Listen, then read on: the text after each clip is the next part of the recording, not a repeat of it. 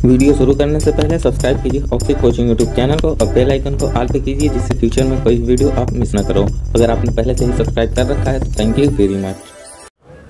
Hi guys, मैं संतोष कुमार प्रयागराज से आप सभी का स्वागत करता हूं ऑक्सिक कोचिंग के एक और वीडियो में। इस वीडियो में हम 9th क्लास के मैथ सब्जेक्ट की प्रश्नावली 2.4 के लास्ट क्वेश्चन को सॉल्व करने वाले हैं, जो कि है गुणनखंड ज्ञात कीजिए। तो पिछले वाली क्लास में हमने तीसरा क्वेश्चन को सॉल्व किया था। अगर आपने नहीं देखा तो जाके देख लेना, परंतु इस वीडियो के बाद जाके देखना। सो कंटिन्यू करते हैं इस वीडियो में, और तो ध्यान में रखते हैं समय को और शुरू करते हैं वीडियो को।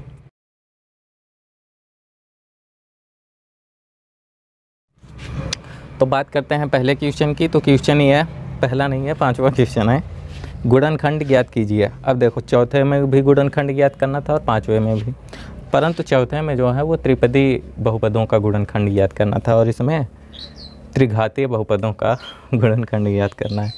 तो पहला क्वेश्चन बढ़ते हैं। पहला क्वेश्चन है x³ - 2x² - ax + 1। पहला x³ - 2x² - ax + 2 -x + 2। देखो, इस वीडियो को एकदम ध्यानपूर्वक देखना, क्योंकि इस वीडियो में ये जो कितने पद हैं, 4 पद हैं, या फिर कहें कि त्रिघातीय बहुपद का गुणनखंड करना है, तो थोड़ा हार्ड होता है त्रिपदों के मुकाबले। तो इसीलिए थोड़ा कंसंट्रेट होके देखना ना, जिससे कि आपको समझ में आ जाए। और मैं आपको गारंटी देता हूँ कि जो तरीका मैं आपको बताने वाला हूँ गुणनखंड करने के लिए, वो तरीका शायद ही किसी ने यूट्यूब पर बताया हो, क्योंकि इस तरीके के बारे में मुझे किसी ने नहीं बताया। ये मेरा खुद का अपना तरीका है। हो सकता है कि मेरा खुद का हो, किसी और के पास भी हो, क्योंकि सोचने थिंकिंग की पावर उसके पास भी हो, मेरे पास भी। तो बढ़ते हैं इसके सॉल्व की तरफ। तो हमें पता है कि इसका गुणनखंड करना है। तो गुणनखंड करने के लिए सबसे पहले हम ऑप्शन लास्ट वाला देखते हैं। तो लास्ट ऑप्शन क्या है, यानी कि अचर पद 2 है। अब 2 का हम क्या निकालेंगे कि इसका फैक्टर करेंगे। अब देखो, 2 कौन कौन से संख्याओं से कट सकता है। एक तो 1 से कटेगा प्लस माइनस, और एक कटेगा खुद से हम 2 से, ठीक। और किसी भी तरीके से हम 2 को प्राप्त नहीं कर सकते, ठीक। तो अब इसके बाद हमें x के स्थान पे या तो +1 रखना है, या तो -1, या तो +2, या तो -2, कुछ भी रख सकते हैं हम। तो हम सबसे पहले x के स्थान पे 1 रखते हैं। अब हमें पता है कि अगर x के स्थान पे 1 हमने रख दिया, x = 1 पर, अगर इसका मान 0 हो गया, तो कहने का मतलब x - 1 इसका एक गुणनखंड होगा। एक गुणनखंड हमें पता चल जाएगा, और बेशक इसमें 3 गुणनखंड निकलेंगे, क्योंकि 3 घात है। तो देखते हैं, P1 = 1 का क्यूब -2 × 1 का स्क्वायर -1 + 2। तो सड़क के किनारे मेरा घर है, तो इसीलिए आते जाते रहते हैं, रोड पे वाहन चलते ही रहते हैं। तो ये 1 होगा, -2 होगा, -1 + 2। कहने का मतलब कि P1 0 हो गया। x = 1 रखने पे P1 0 हो गया। अब जैसे ही ये 0 हुआ, तो इस 1 को इधर ले आओ। क्या होगा, x - 1। इधर आप लिख सकते हो कि चूँकि या क्योंकि शेषफल 0 हो गया, इसलिए x - 1, इस 1 को इधर ट्रांसफ़र करोगे तो x - 1 Px का एक गुणनखंड है, एक गुणनखंड है। इस चीज़ को आप हिंदी में लिख लोगे तो ज़्यादा सही रहेगा, और नहीं भी लिखते हो तब भी कोई दिक्कत नहीं है। अब हमें पता चला कि x - 1 इस Px का एक गुणनखंड है। अब इसके बाद सॉल्व करने के 2 तरीके। पहला तरीका कि चलो पहला तरीका है जो किताब में दिया गया है, मैं उसके बारे में बात कर लूँ। बाकी दूसरा तरीका काम चलाऊँ है, ठीक है। काम चल सकता है अगर आपको ये समझ में नहीं आ रहा है, बाकी अगर आप ये वाला समझ जाते हो तो ज़्यादा सही है। तो अभी इसके बाद करना क्या है, इस चीज़ को हम मिटा दें, क्योंकि अभी इसका काम हमें नहीं है, ठीक है। तो x - 1 उसका एक गुणनखंड है। अब हमें फिर से यही Px उठाना है, फिर से Px लेना है। इसके बाद ही क्या है, x³ - 2x² x³ 2x² minus x plus 2। ये हमें क्या करना है कि ये 4 पद हैं, अब इन्हीं को हमें 6 पदों में बनाना है। अब 6 पद कैसे बनेंगे कि देखो, जो भी स्टार्टिंग के पद हैं, चाहे प्रथम पद और लास्ट पद को छोड़ के बाकी के जो बीच वाले पद हैं, इन्हीं को 2-2 भागों में तोड़ना है। कहने का मतलब यही है। बाकी आपको कैसे तोड़ना है अब आप आगे देखो, आपको पता चलेगा। x तो है, इसके बाद क्या हल होगा, x³ पहला पद हमें ज्यों कहते हैं उतार लेना है, ठीक है, एग्जैक्ट। अब हमें जो पता है कि x-1 इसका एक गुणनखंड है, चलो x-1 हम थोड़ा इधर लिख दें अपनी सुविधा के लिए, ठीक है। अब हमें क्या करना कि पहला पद तो उतार लेना। अब दूसरे पद के लिए क्या करना है कि x³ में x का भाग दे दो।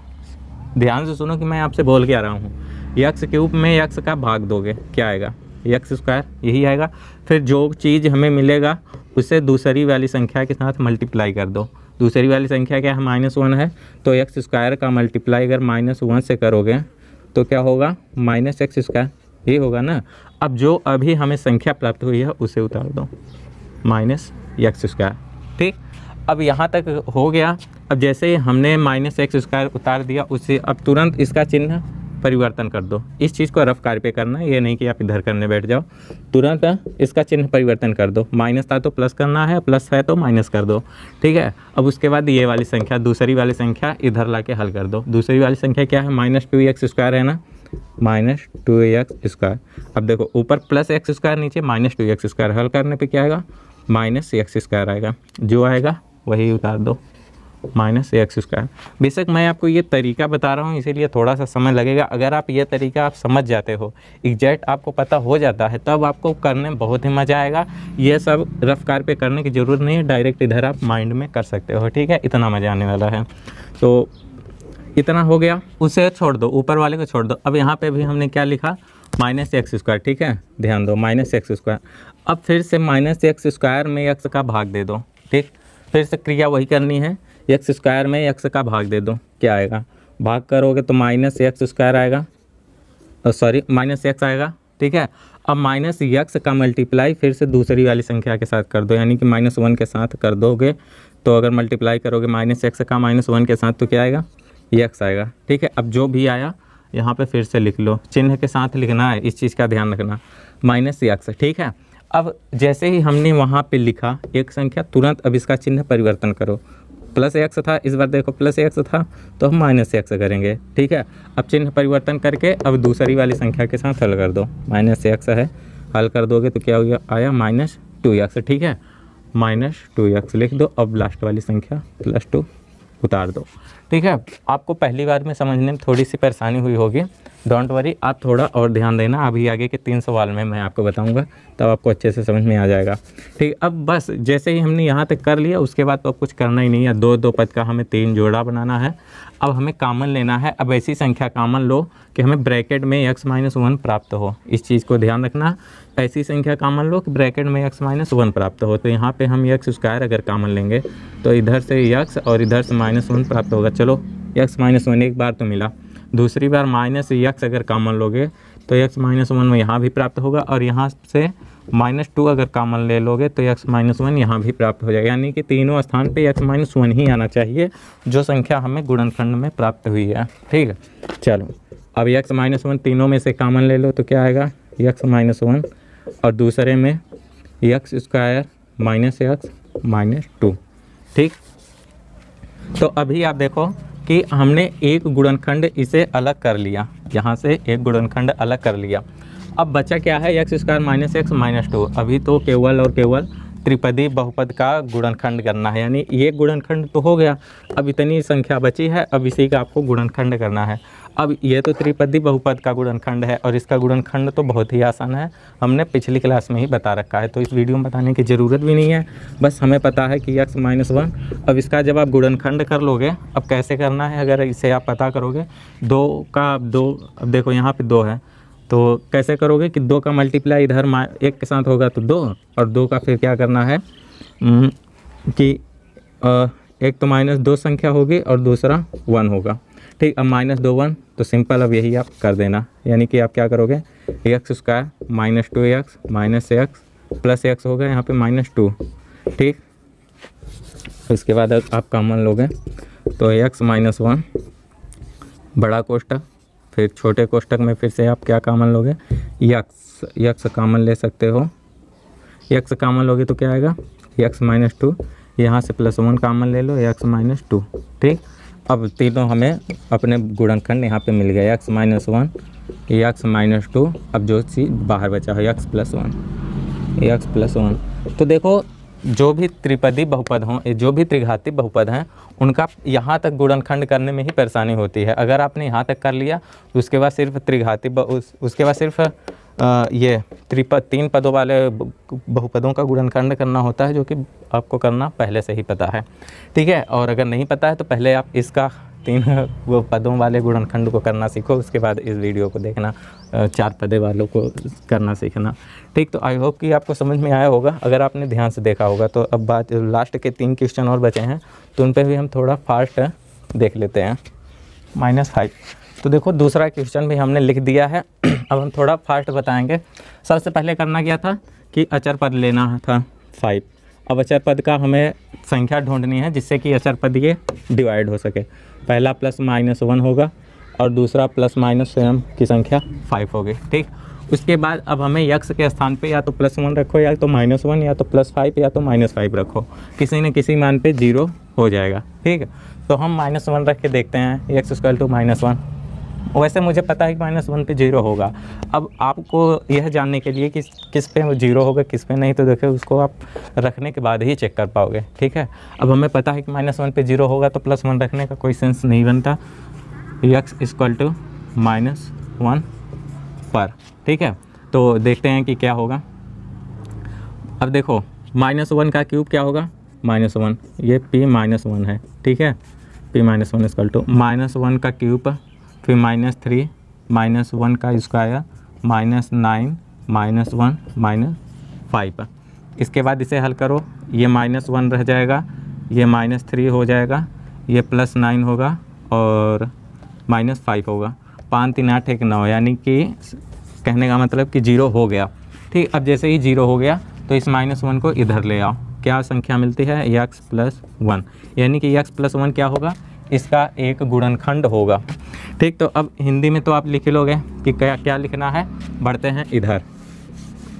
अब इधर हमें फिर से यही चीज़ लेना है, x³ -3x² -9x -5।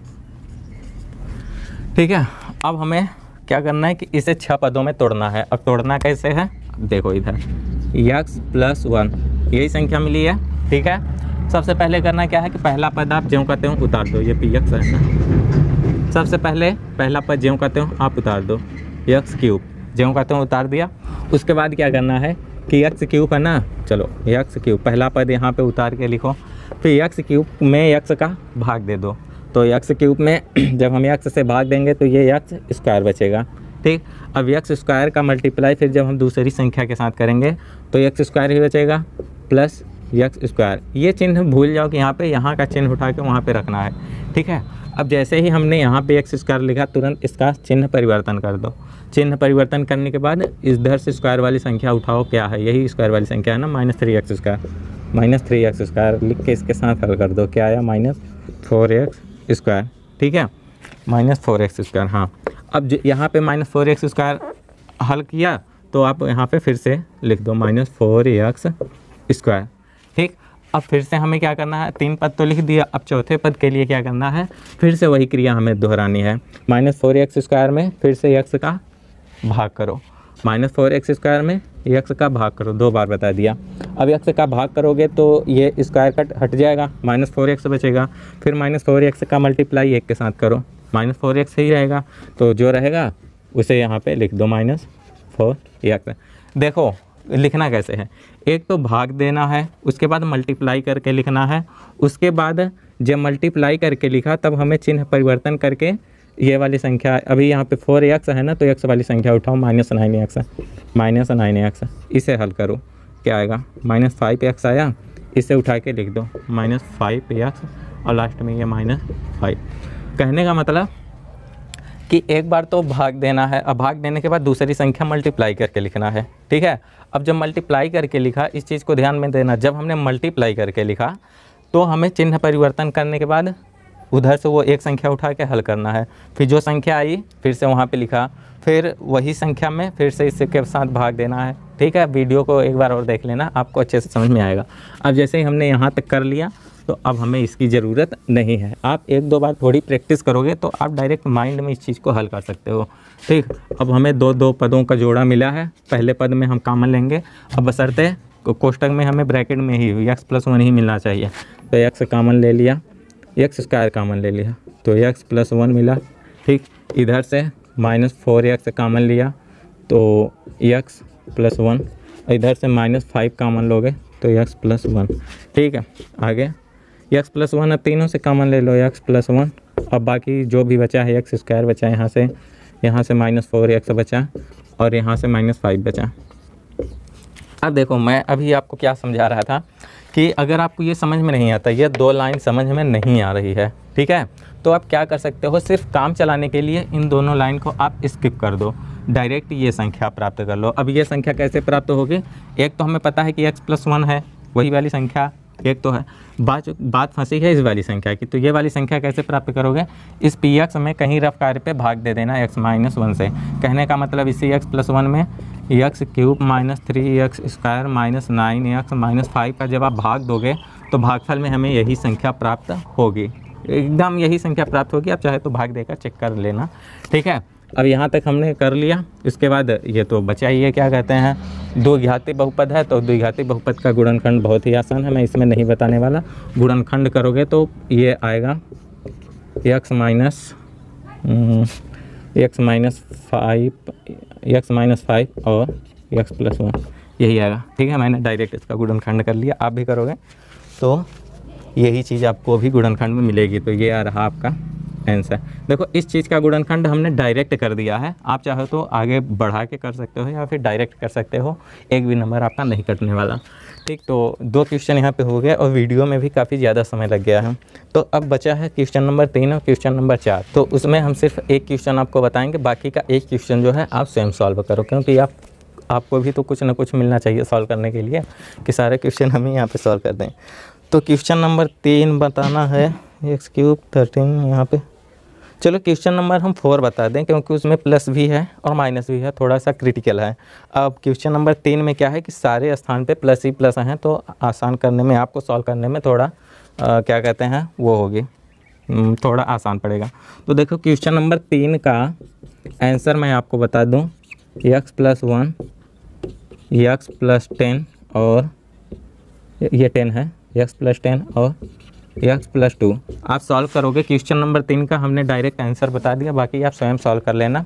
एक बार हम और क्वेश्चन नंबर 4 को यहाँ पे सॉल्व करते हैं। देखो 4 नंबर का क्वेश्चन हमने लिख दिया है, अब मैं इसे कैसे सॉल्व करूँगा बस आप ये देखना, ठीक है। बाकी मैं इधर आपको बताने नहीं वाला कि कैसे सॉल्व कर रहा हूँ।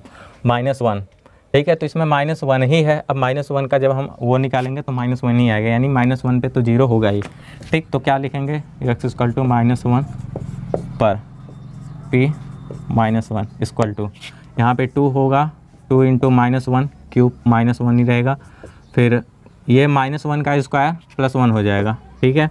अब इधर -1 का मल्टीप्लाई फिर -2 के साथ करोगे तो +2 हो जाएगा और फिर -1, ठीक है, यानी 2 इधर से -2 +1 +2 -1, कहने का मतलब 0, ठीक है। x = -1 पे 0 हुआ तो क्या हुआ, x+1 क्या होगा, इसका एक गुणनखंड होगा। ओहो मैंने x लिख दिया, क्या y है, क्वेश्चन में y दे रखा है, ठीक है, y, ठीक है, कोई दिक्कत नहीं है, y हो या x हो, ठीक, y है, y+1 क्या मिला, इसका एक गुणनखंड मिल गया। अब जैसे ही हमें गुणनखंड मिला है, इधर लिख देते हैं, क्या x लिखने की आदत हो गई है क्या, y+1, ठीक। तो इधर हम लिखेंगे 2y³ प्लस y² -2y -1, ठीक। अब इसे जब हम सॉल्व करेंगे तो अब देखो मैं कैसे सॉल्व करूँगा, पहला पद जो कहते हैं उतारो 2y³, अब 2y³ में y के साथ भाग दोगे तो y² बचेगा, 2y² प्लस 1 के साथ गुणा करोगे तो 2y²। अब जैसे ही हमने 2y² लिखा, चिन्ह परिवर्तन करोगे तो -2y², फिर y के साथ हल कर दोगे तो -y² आएगा, -y²। अब -y² में फिर से y से भाग देना है, तो y से भाग दोगे तो -y बचेगा, -y का मल्टीप्लाई 1 के साथ करेंगे तो -y² ही रहेगा, नहीं हाँ -y ही रहेगा। अब -y जैसे ही हमने लिखा तो इसका हम चिन्ह परिवर्तन करेंगे, तो चिन्ह परिवर्तन +y हुआ। अब -2y से हल कर दोगे +y को तो -y बचेगा, -y। अब इधर से -1। ठीक है, आपने देखा हमने कितनी जल्दी इसको हल कर लिया, क्योंकि मुझे पता है कि करना क्या है, मुझे अपना नियम बहुत अच्छे से याद हो चुका है। इसीलिए आप भी 1-2 बार वीडियो को देख लोगे या फिर आप थोड़ा सा प्रैक्टिस कर लोगे, एक्सरसाइज कर लोगे, तो आपको भी ये नियम बहुत आसान लगने लगेगा। बाकी जिनको नहीं आता ना, उनके लिए तो पहाड़ है, ये बात तो कहने की मतलब है। ठीक, अब इसमें हम कॉमन लेंगे 2y² का, ब्रैकेट में y+1 आना चाहिए भैया, y+1 ही आएगा, कुछ और ही नहीं आएगा।